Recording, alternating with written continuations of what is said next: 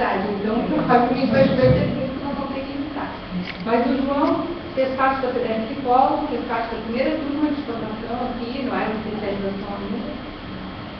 E como desde que terminou, tem colaborado conosco, fez então especialista em terapia de família e o resto é pago. Trabalhando atualmente com um consultório com crianças, adolescentes e famílias. Eu preciso que todos botarem para mim.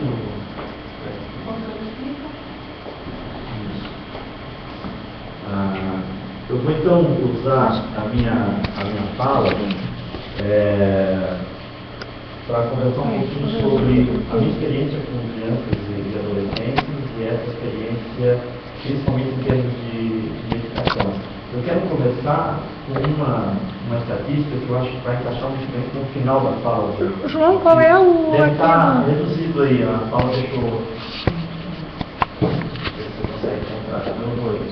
Aqui, é um filminho? Não. Não, é um filminho. Não achei. Deixa eu fechar aqui para abrir. A Paula já viu.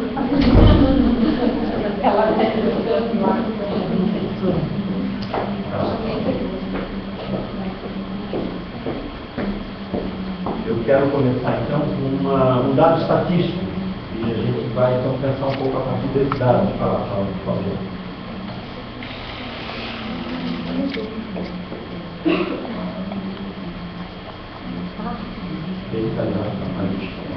Consegui achar.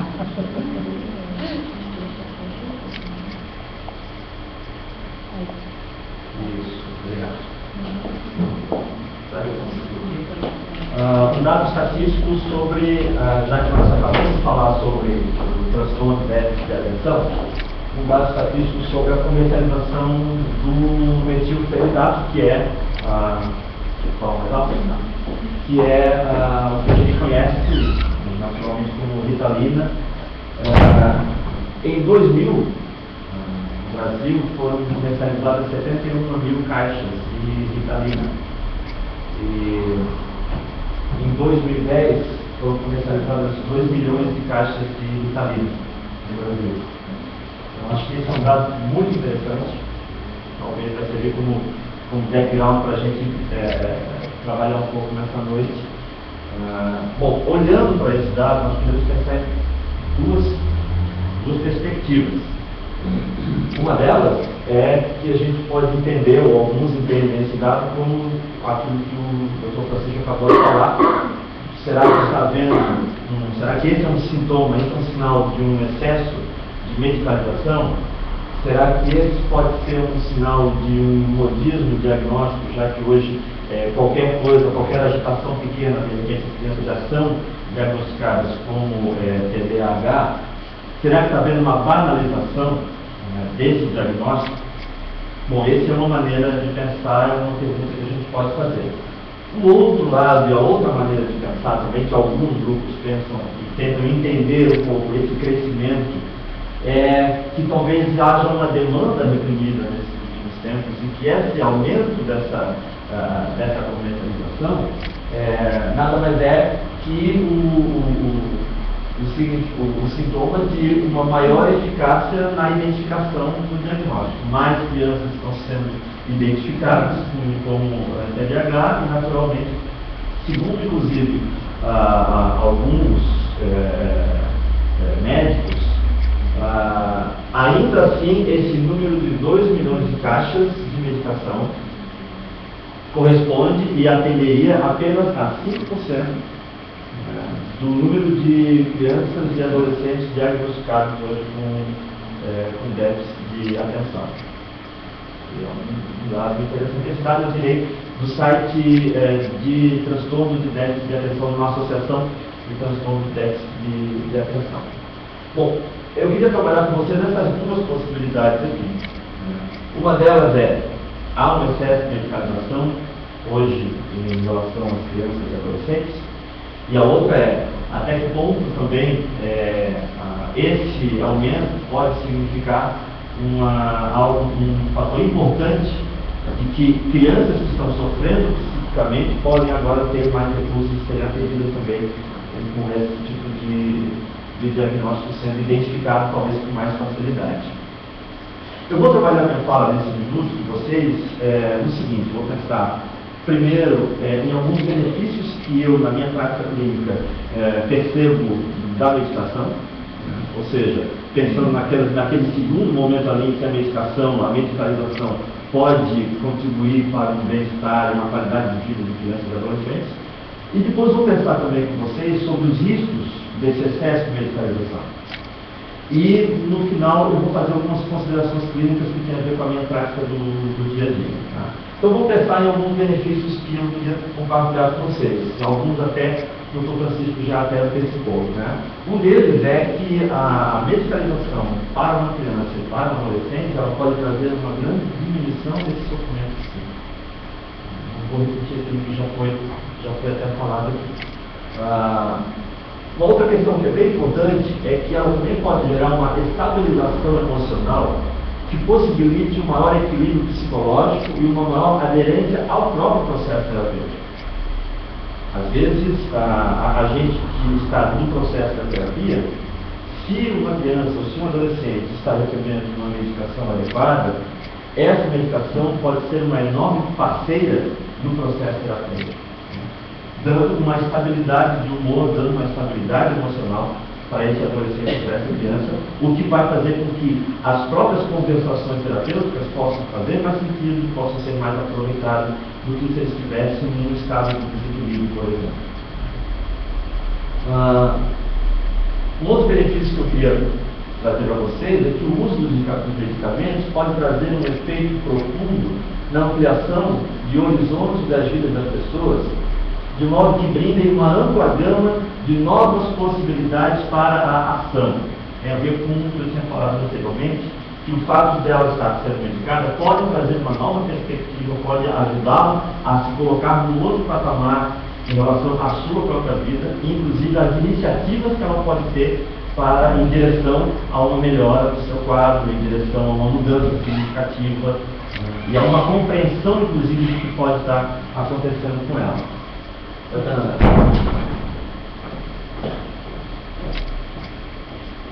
A falta de tratamento pode expor a comportamento de risco, drogadição, problemas de direção de automóveis, violência, etc. Para mim, isso eu vejo como um benefício muito importante. Às vezes, determinadas situações, se há uma falta de tratamento, você pode estar expondo, até desnecessariamente, crianças e adolescentes a determinadas situações que colocam a própria vida ou a vida de outras pessoas em risco. Muitas vezes a medicação vem com um benefício que pode contribuir nesse aspecto. Ainda a falta de tratamento pode expor a criança e o adolescente a um ambiente de cobranças e rejeições.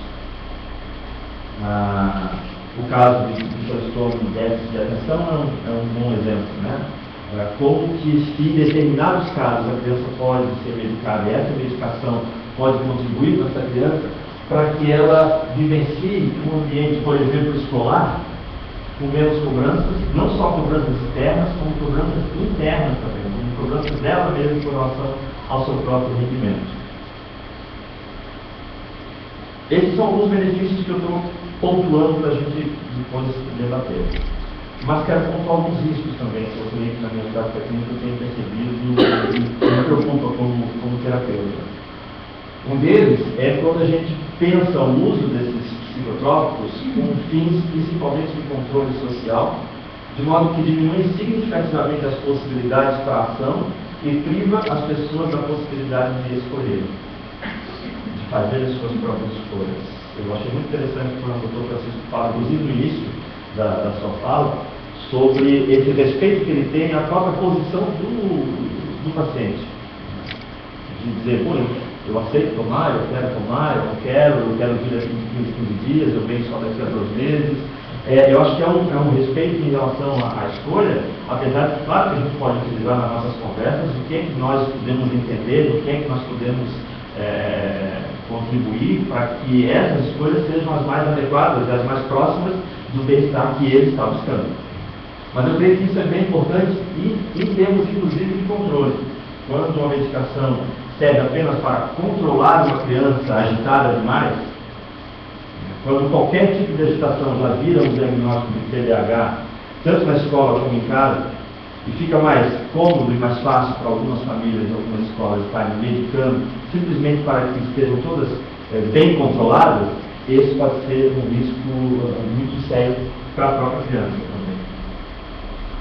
Um outro risco que eu coloco como algo importante é quando a medicação vem para deslocar a vivência de processos psicológicos necessários relacionados a perdas, a frustrações, a crises. E a gente vive numa sociedade hoje que traz muito isso, né? De como que nós não estamos mais preparados e nem querendo, nem desejosos de nenhum tipo de sofrimento. E qualquer tipo de sofrimento, a gente já apela para um tipo de medicação.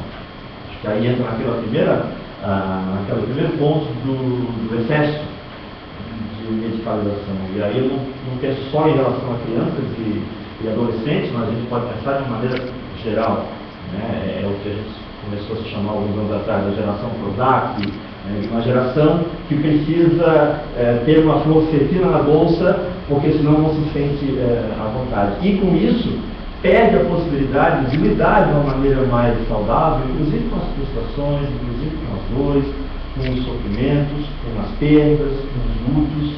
Então nós estamos numa sociedade que o comando principal é alegre-se, não se entristeça, ria o tempo inteiro, dance, e não aceita muitas vezes esse outro momento que nós precisamos ter, muitas vezes, de se recolher a uma perda, a um luto, a elaborar muitas vezes algumas crises, algumas dificuldades.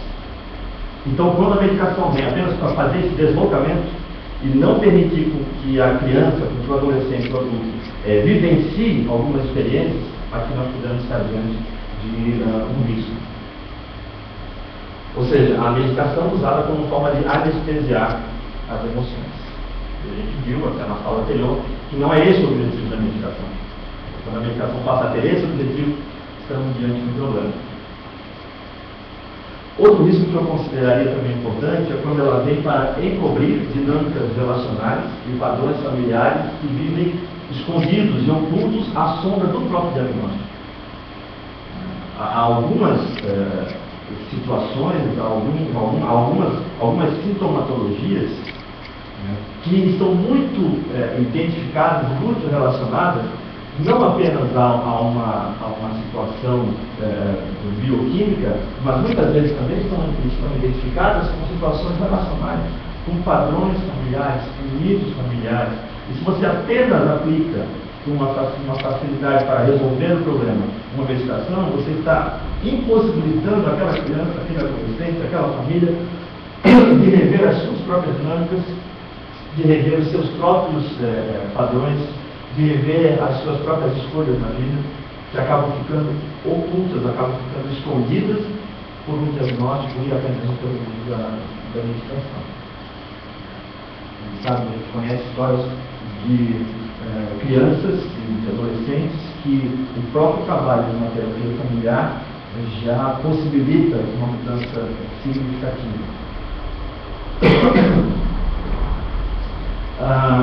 Algumas considerações clínicas. A primeira delas tem a ver com a concepção sistêmica que eu acredito e que é a minha forma de trabalhar. O que eu entendo como concepção sistêmica? Nós precisamos ter um olhar para aquela sintomatologia, para aquele problema daquela criança, daquele adolescente. Nós precisamos ter um olhar relacional, ou seja, entender o contexto que ela está, as relações, como é que ela vivencia essas relações, sejam as relações mais fortes, quanto as relações até mesmo mais periféricas. Nós precisamos ter uma ótica multigeracional, não apenas desses relacionamentos aqui, mas sim também as suas gerações anteriores, seja para pensar em casos de patologias que podem indicar algum processo genético que pode trazer uma vulnerabilidade melhor, seja para pensar também nos padrões familiares dessas gerações anteriores. Eu creio também que é importante a gente ter uma ótica multifatorial. O que eu estou entendendo como uma ótica multifatorial? É que não podemos colocar apenas um ou dois fatores como respostas simplórias a uma determinada situação. E dentro dessa multiplicidade de fatores, incluímos aqui também a própria dimensão biológica, que também muitas vezes pode ser um fator importantíssimo numa avaliação diagnóstica. Uma outra consideração que eu queria fazer com vocês também é de um outro tipo de olhar que está também vinculado com a concepção sistêmica, que no meu trabalho tem dado muita ênfase também ao enfoque narrativo, principalmente baseado no copo de água. Obrigado, Deus. Agora vai cair. Obrigado.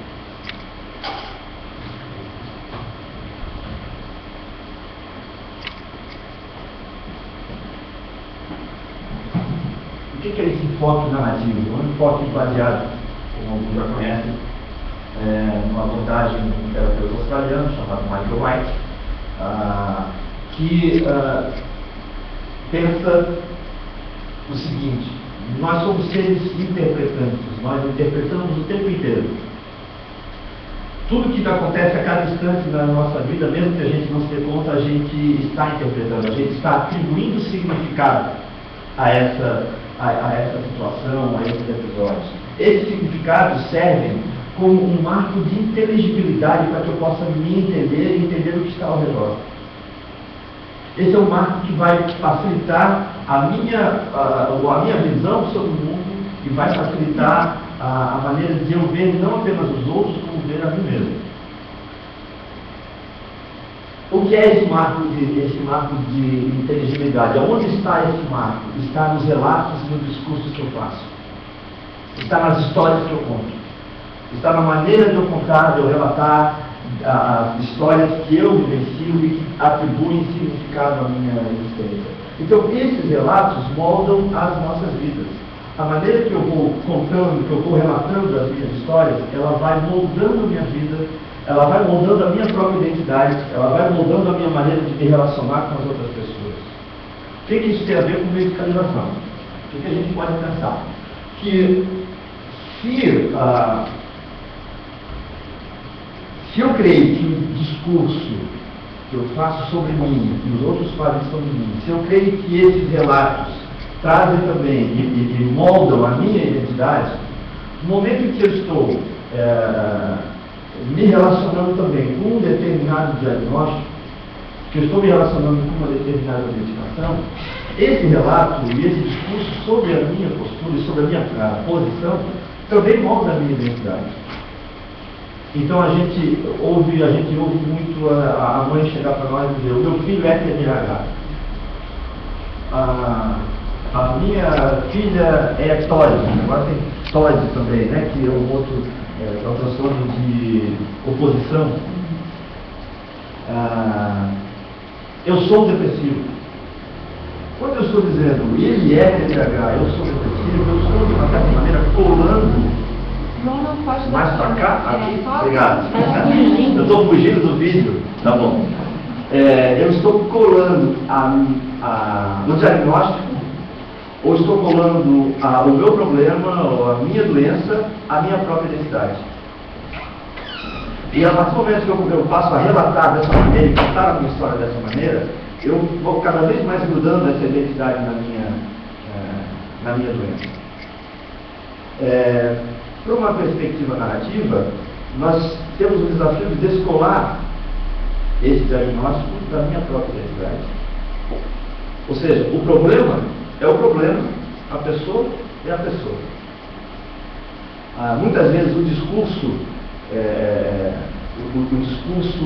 do diagnóstico, se não for bem trabalhado por nós, cai sobre nós ou cai sobre uma criança como parte da identidade dela e como a própria identidade dela. Um adolescente que tem o diagnóstico de transtorno de déficit de atenção, ele não é apenas um TDAH. A identidade dele não é reduzida a um diagnóstico. Ele tem aquele diagnóstico, ele precisa de uma ajuda medicamentosa, mas ele tem outras facetas da identidade, ele também pisa em outros territórios de identidade, que não apenas aquele território problematizado. Então eu creio que isso é importante a gente entender. E aí nessa perspectiva, para ir finalizando, eu trabalho com três maneiras de ajudar as pessoas que eu estou atendendo. Uma delas é explorar juntamente com as pessoas uma ampla gama de perguntas para ajudar a clarear o que é e o que não é útil em relação aos medicamentos. Para mim é muito importante trocar muitas ideias com os pacientes meus, ou com os pais das crianças, sobre qual é a utilidade desse medicamento, como é que elas percebem essa utilidade, como é que nós podemos ajudar essas pessoas que estão sendo medicadas, ou os pais dessas crianças, a entender o que é útil e o que não é com relação a esses medicamentos. Em segundo lugar, é importante também, eu creio, explorar o relacionamento que as pessoas têm com o próprio diagnóstico. De que maneira? Descolando o diagnóstico da identidade do sujeito através das práticas de conversações externalizadoras. Para quem conhece um pouco de Michael White, são práticas em que a gente externaliza, ou seja, tenta tirar da pessoa aquele problema como uma maneira dela conseguir enxergar não sendo misturado com a sua própria identidade. Então, como é que a questão não é se o adolescente tem ou não tem o TDAH. A questão que para mim é importante é como é que ele se relaciona com esse TDAH. Como é que ele se relaciona com esse diagnóstico. Como é que ele consegue conviver e chamar, inclusive, o diagnóstico para ser seu amigo? Porque quanto mais a gente fica empurrando o diagnóstico, menos a gente vai aderir, por exemplo, a um processo medicamentoso. Aqui eu trago uma pequena experiência clínica de um paciente meu que tem o diagnóstico de bipolaridade, de desordem bipolar, distúrbio bipolar, e que ele, aos 8 anos, ele foi diagnosticado. E eu trabalho com ele já há alguns anos. E os primeiros anos do meu trabalho com ele eram anos de muita oscilação. Ele tomava uma medicação, mas sempre quando ele estava regulado, quando ele estava se sentindo bem, qual era o principal discurso dele? Eu agora estou me sentindo bem, eu não preciso da medicação. Li na internet, se eu fizer bastante exercício, eu não preciso da medicação. Vi no Google que se eu tomar um determinado chá, eu não consigo. Então ele vivia muito essa crise durante muitos anos. Claro que, obviamente, ele se retirava do processo terapêutico, alguns meses depois vinha uma crise violenta e ele voltava para o processo terapêutico. Quando eu me aproximei da terapia narrativa e comecei a pensar nessa possibilidade, nós começamos a trabalhar como é que ele se relacionava com esse diagnóstico, que ele não aceitava de maneira nenhuma. Ele tinha muita fantasia de que a qualquer momento aconteceria alguma mágica que esse diagnóstico desapareceria. Então, conversar com ele sobre como é que ele poderia, ao invés de ficar gastando a sua energia rechaçando o diagnóstico, como é que ele poderia aceitá-lo e lidar de um jeito que esse diagnóstico não o reduzisse apenas à bipolaridade. E por último, gente, explorar o relacionamento que a pessoa tem com a própria medicação. É possível ver a medicação como aliada na busca pelo bem-estar e estabelecer uma relação de cumplicidade e de amizade com ela. Claro que eu estou falando aqui necessariamente em caso de pessoas que precisam da medicação. Mas é possível a gente estabelecer isso. É possível a gente ajudar os nossos pacientes, as crianças, os adolescentes, a perceber, os pais, a perceberem como é que essa medicação pode lhes trazer o bem-estar, e como é que elas podem ser uma parceira e não apenas uma inimiga. Esse meu paciente viu durante muitos anos a medicação como uma inimiga. E ele lutou muito para tirar. Lutou muito, tentava de todas as maneiras, exercício físico, todas as outras, chá, não sei o quê, terapias alternativas, ele tentou de todas as maneiras. Ele só conseguiu sossegar quando ele trouxe a medicação e disse: vamos fazer uma coisa. Eu quero que tu seja minha parceira e não minha inimiga. E hoje ele disse para mim uma coisa muito interessante. Hoje à tarde eu atendi ele disse: toda vez que eu pego lá o Leponex para tomar, eu faço oração agradecendo a Deus por essa parceria. Eu acho muito legal, você conseguiu descobrir uma outra maneira de lidar com essa meditação. Eu quero terminar a minha fala trazendo um exemplo dele mesmo, que eu fiz uma meditação para ele na semana passada, porque ele, alguns meses atrás, ele teve um parente dele que teve uma crise, um surto, e ele então veio me contar, e dizendo que tinha mandado um e-mail para esse parente, para esse amigo dele, de outra cidade, e me trouxe o e-mail impresso para mostrar. E eu pedi autorização para ele na semana passada, e ele me autorizou a ler para vocês uns pequenos textos num e-mail rápido. Mas ele diz assim: olá, fulano, é seu parente fulano. Só quero dizer que estou torcendo por você aí. Como você sabe, eu já levei um susto desses. Claro que foi um problema diferente, mas é do mesmo naipe. No meu caso, tenho que tomar remédio pro resto da vida. Mas se eu estou muito bem, ele está há 2 anos sem ter crise. Depois que ele começou a fazer a amizade com a medicação, eles conseguiram encontrar uma estabilização. Se eu estou muito bem, ao mesmo tempo em que eu tomo remédio, então eu estou curado e posso tocar a vida normalmente. Tomo remédios que me permitem viver uma vida normal. Faço aikido, musculação, caminhada, inglês, pulmão. Só não estou trabalhando porque estou aproveitando para dar um upgrade na minha vida, para depois conseguir um trabalho mais decente. E sem falar que eu trabalhei em 4 agências de propaganda, uma gráfica e uma indústria, tudo de Pôr do Sul. E aí diz o seguinte: tudo é substância. Remédios têm substância, legumes têm substâncias, frutas têm substâncias, água puríssima tem substâncias. Num churrasco, carne tem substâncias, etc. Então, remédio também é alimento. Sei que você está bem tranquilo, continue assim. Se você quiser perguntar alguma coisa ou dizer qualquer coisa, pode falar. Abraços. E esse é o e-mail que ele mandou. Eu acho que é um bom exemplo para a gente aqui pensar nessa perspectiva. E encerro a minha fala por aqui.